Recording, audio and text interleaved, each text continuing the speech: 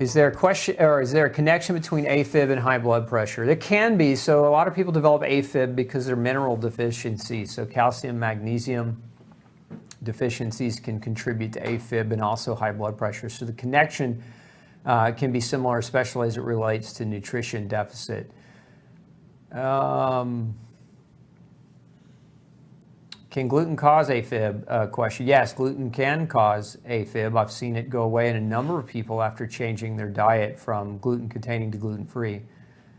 What's a healthy heart rate range while sitting out in the sun and blood pressure too? So a healthy heart rate, so like your rate of your pulse, if you're talking about pulse rate, if you're just relaxing, anywhere probably between a healthy person, again, healthy adult, somewhere between 60 and 80. If it's pushing up over that, then it's probably because of deconditioning of the muscles. But good, healthy pulse, somewhere between 60 and 80 if you're just relaxing. As far as blood pressure, I think I gave you those ranges already. Let's see here. I have, let's see, not a question. How can you naturally lower Deanne, not sure. Do you mean mean platelet volume? Are you referring to MPV as mean platelet volume because it increased after COVID? So naturally, what can you do to support healthy platelet volume post-COVID? I have something called matrizyme, and it's a proteolytic enzyme that supports healthy blood viscosity, and so that would be something that I would encourage you to look into. We could put that link in the feed on I think it's on Facebook. Is low blood pressure dangerous? Mine is 101/70, but I take Percocet painkillers every day. I mean, that's not low blood. First of all, that's not low blood pressure, and I would imagine that Percocet is driving your systolic number down. It's when you're talking about dangerous, what happens when blood pressure gets too low is people will try to stand up from a seated position and they can pass out or they can get super dizzy, and it can make it dangerous for a potential fall. So if that's something that's happening, that's where you really want to talk to your doctor and get it diagnosed, because there are a number of different reasons why it can happen. Certainly certain medications that lower stress or impede on the stress mechanism, including pain medications, can have that effect. Let's see, Angeline says, I was able to reverse my high blood sugar and high blood pressure with a keto diet, but I went from carb overload to fat toxicity and I don't digest fat anymore. You got to come back more to normalcy. I've talked about that a lot. A lot of people will go from one extreme to another. So they'll go from carb heavy to fat heavy, right? And so the one diet in this situation, going from carb toxic to fat heavy, it was a solution, a short-term solution for the carbohydrate toxicity, but in the long run, it didn't really create health, because it just created another imbalance in the direction of high fat. So you've got to come back more toward the middle, Angeline. I'd like the rule of thirds. A third of your calories should come from carbs, a third from fat, a third from protein, and that might get you where you want to be. How can I prevent headaches caused by air pressure changes? There's a lot of things that can be done with air pressure changes, and one of the things that I see that's super common is that the sinuses are impacted, or the sinuses are full of mucus, and so when there's air pressure change, the internal head pressure is greater, and that can generate a headache. So one of the things, if you haven't already followed up with your doc, is talk about sinuses. There are a number of different formulas that can support healthy sinus release or sinus drainage. NAC, N-acetylcysteine, is one of the nutrients that is very, very effective at helping support sinus clearing. But we have a product called Ultra Sinus Support. Normal blood pressure but elevated heart rate, okay? Yes and no. I would argue if your heart rate's elevated, it's because your heart's deconditioned, and that can be, in my opinion, in the long run, that can be potential danger for you as well. So Jeff, I don't know what kind of physical capacity or physical shape that you're in, or what kind of exercise that you do, but that may be the answer for your pulse, for your blood, for your heart rate. What are the blood tests to run for high blood pressure? There aren't any blood tests to run for high blood pressure per se. What you do is you have a blood pressure cuff, or what's known as a sphygmomanometer, and that's what you use to measure your blood pressure. And one of the other things I really didn't talk about yet tonight, I'm not going to get into it because I've got a training video on it, and we can put that link up below this video, but how to properly take blood pressure, because one of the other issues that I commonly see is somebody will go to their doctor's office and their blood pressure will have been improperly taken, whether it was by a nurse or a staff member. They took the blood pressure incorrectly and got an artificially elevated reading, and then that person was put on medicine even though their blood pressure wasn't actually high. I've seen that a number of times. And so anyway, we have a video tutorial on how to properly take blood pressure, because it's got to be done right or you can get falsely elevated readings.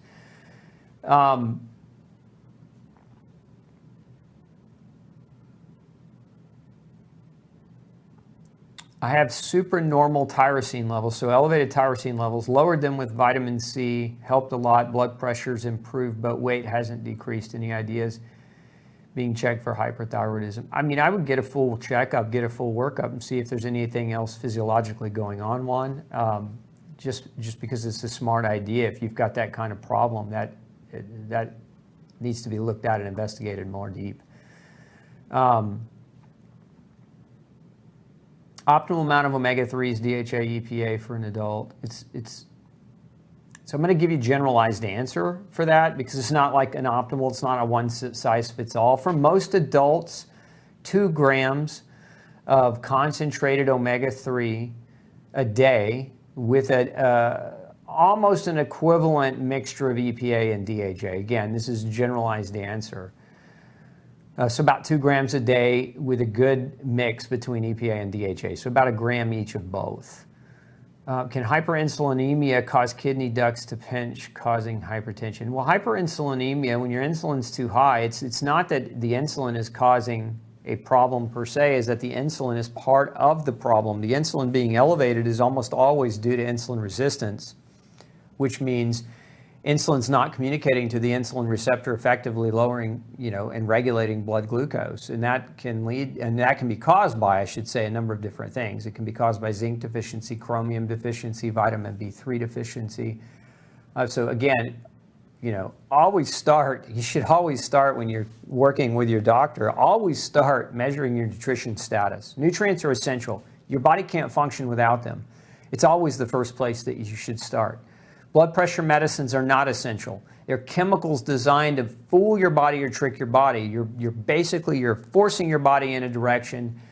And anytime you force somebody to do something, right? Anytime you force something, there's always a reaction, right? Your body physiochemically will have a different kind of reaction, and you don't want to induce those reactions because they're not good in the long haul. Would potassium citrate be good for high blood pressure? Doc said I am dehydrated, but I am under a lot of stress too. I mean, if you're deficient in potassium citrate is a good form of potassium to take. What's a healthy heart rate range while sitting? I think I answered that one already. 3 to 4. I drink 3 to 4 cups of coffee a day. Yeah, that's too much in my opinion. I think you're probably pushing yourself a little too hard.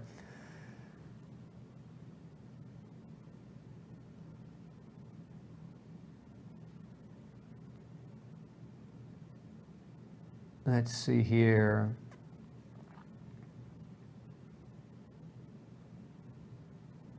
So somebody's asking about an enlarged inferior vena cava. What can cause that? If you've got a dilated vessel, it may be congenital. It's hard to say. Congenital meaning you're born with it, but there could also be other factors that put pressure on the vasculature and create dilatations in it.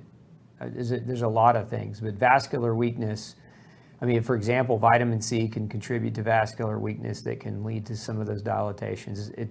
There's a lot of possibilities with that.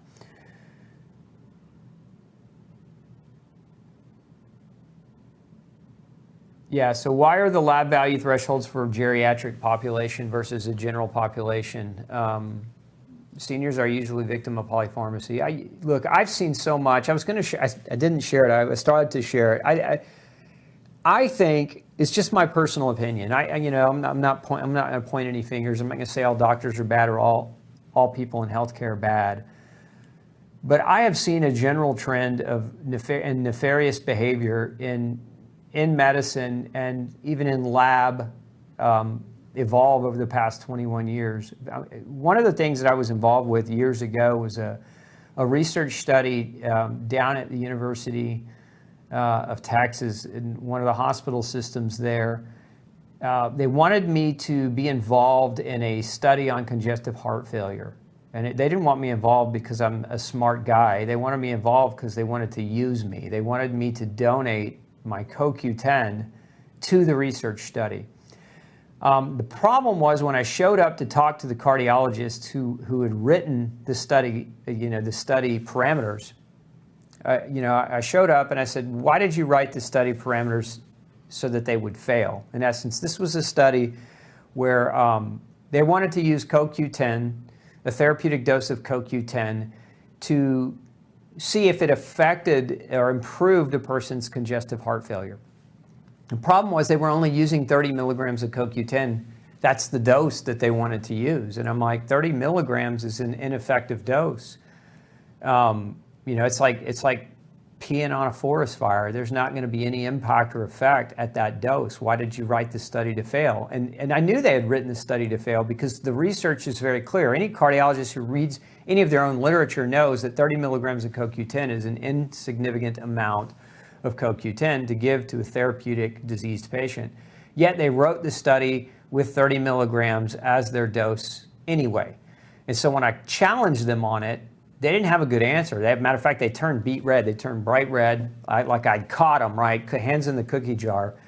And basically, I didn't donate my CoQ10 to that study because it didn't want to play a role in lending credence to false information. So what they were after was they were after publishing a study that showed CoQ10 was not effective with treatment of congestive heart failure, but that would have been a false study because they designed a parameter that was destined to fail. And this is a lot of times what happens in medical research where it's done on purpose, where they used what they know is an inadequate dose to have a meaningful impact or meaningful effect. We see this in a lot of the research on vitamin D and blood pressure too, where they use ineffective doses and their conclusion is vitamin D has no impact on blood pressure. And it's like, why did you use an ineffective dose? Like there's already research studies that show that the doses have to be at a certain level. So why are you studying something that we know is just going to generate a trial or a body of evidence that says that this substance doesn't work? And when you hand that over to a news reporter who doesn't understand biochemistry or dosing,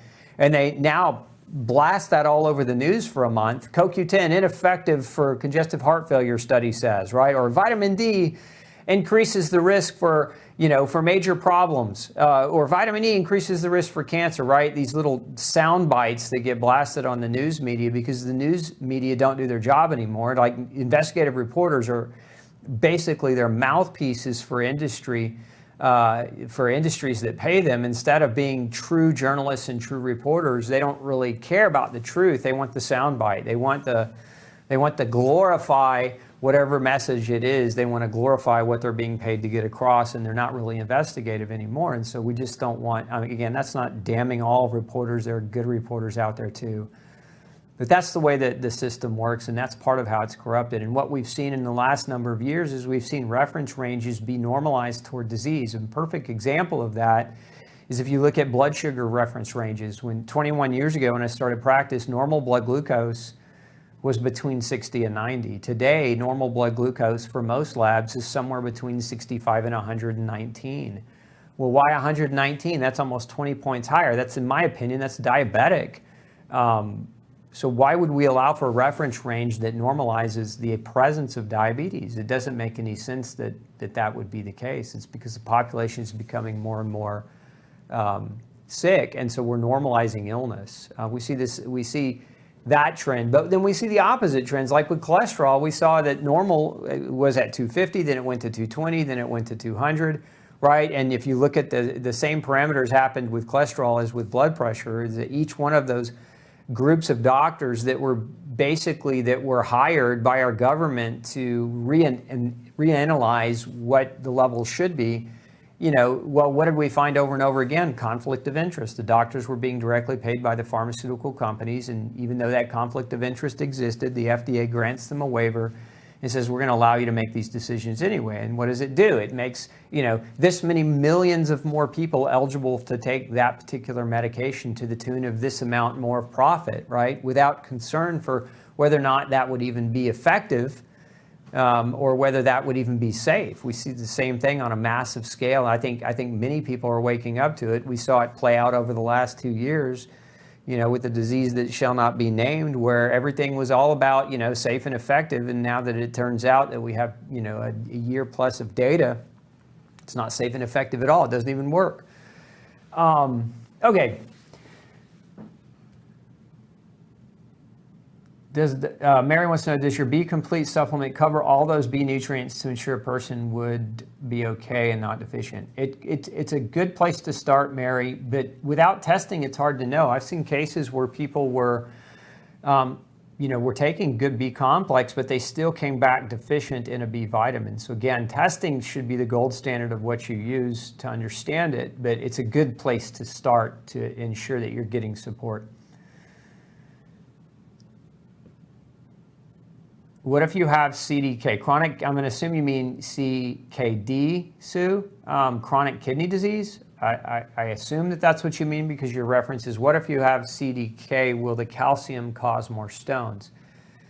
Generally speaking, in chronic kidney disease, calcium does not cause stones. Calcium binding to other components can cause stones. So like an example of classic kidney stone, it's oxalate, binds to calcium, and can precipitate out and form stones. Just because you have chronic kidney disease doesn't necessarily mean that you're going to develop stones from calcium use. I think a lot of people have that fear, and it's an unwarranted fear. I think more than anything with chronic kidney disease, you want to make sure that you're not becoming dehydrated. But I wouldn't have a fear of using calcium in somebody with chronic kidney disease. Does a person's blood pressure naturally get a bit higher when you have gone through menopause? It can, and one of the reasons why is the loss of muscle mass. As women go through menopause and lose some of their sex steroid hormone power, their muscles can atrophy a certain extent, and that can be a cause of elevations in blood pressure.